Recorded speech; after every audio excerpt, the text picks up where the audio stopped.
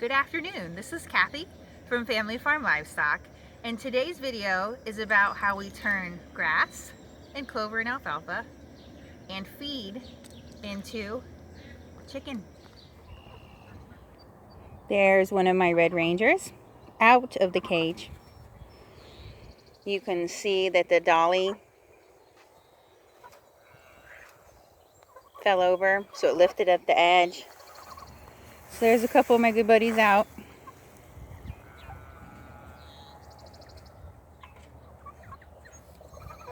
So we'll stick them back in when we move it.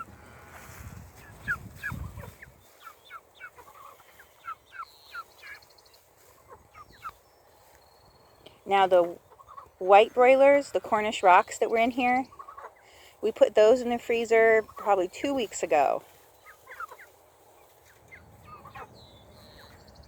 And these are a little bit slower growing, which we knew.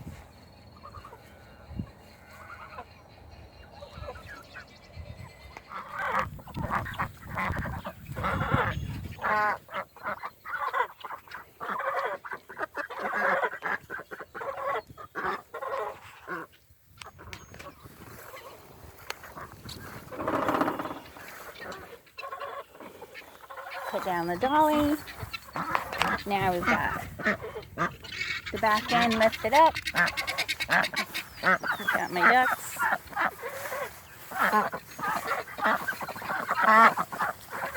The ducks are loose, but they figured out that if they hang out where the broiler cage was, they can clean up the spilled feed.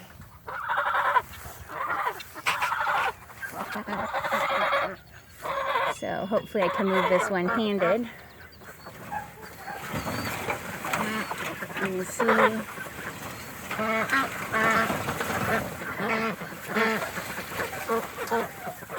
they just all ran up to the new grass.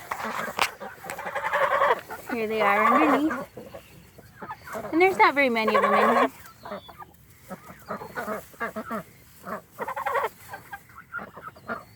You can see the one back in there jumping up for chicory.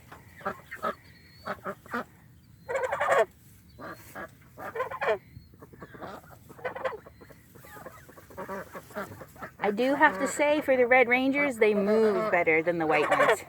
They're also older though.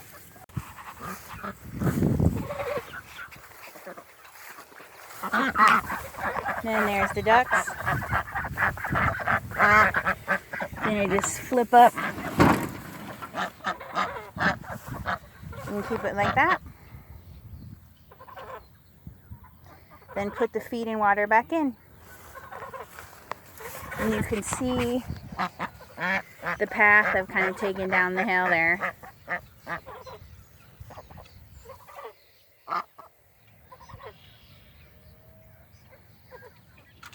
And there's the broiler cage back together.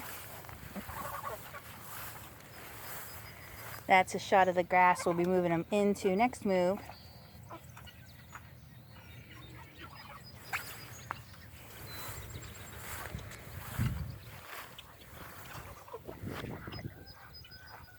And you can see what they do to the grass behind them. And once again, there aren't very many in here. There's a goose and 7 red rangers. So if there were more broilers, which I would normally have,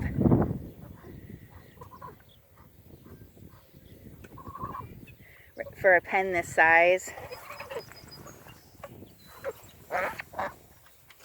and once again, I'd say it's the size of like 2 pickup beds. For a pen this size, 7 broilers is near nothing. So more broilers would make a more noticeable path and more poop.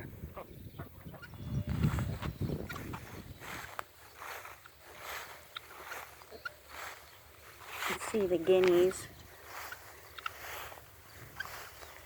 They're always up to something.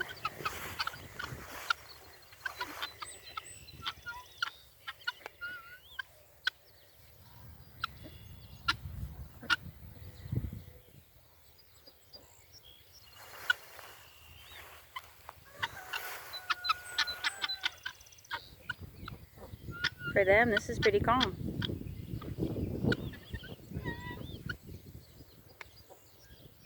And they're just out here behind the broilers. The broilers are right over there.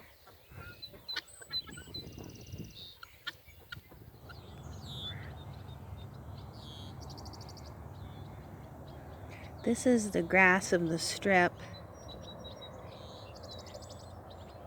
that I ran the broiler cage over. So this is regrowth.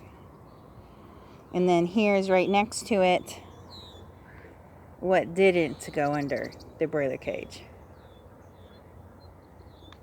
So there's a good amount of green under there. But this hasn't been grazed.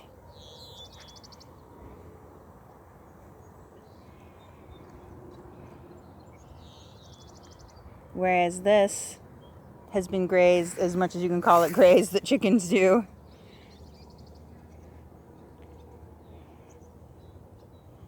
And regrown.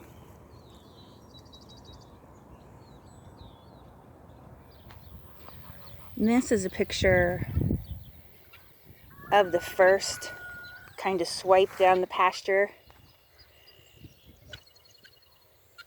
that I took with the broiler cage.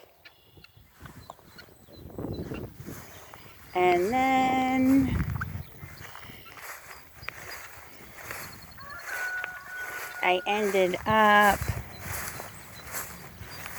backing up to this thistle patch here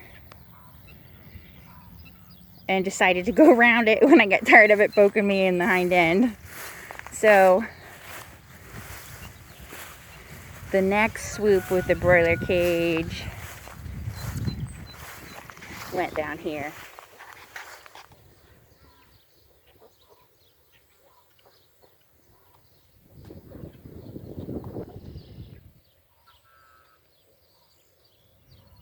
So I came up around the top of that upturned water trough and was heading back into these thistles, which you can tell the birds knocked them back really good. But I just got tired of being poked. So I did quite the turn there and zoomed around. That's how I ended up so far off the first path. We're back on the broiler path again, and here's a brown spot. And you can notice the rest of the field around it doesn't look anywhere near as worked over as this does. So if I had to guess, I spilled some feed here. So it was worth the extra effort to poke around more in this area for the ducks or the chickens that wander by.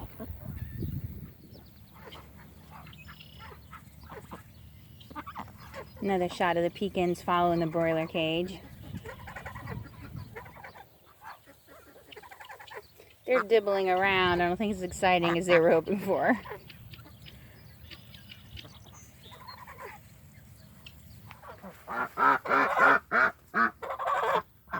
Here's a look inside at the broilers. And there's one that hopped out. Now he hopped back in.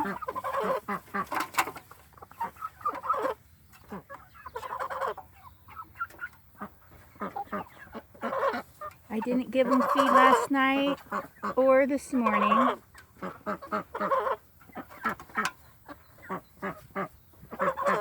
But of course they had water because they're finally big enough. Today's processing day. Now remember the white ones, we processed those, oh gosh, like 2.5 weeks ago. But these, we think, well, it's our first time with these Red Rangers. And we're guessing that these are finally big enough now. There's my cage.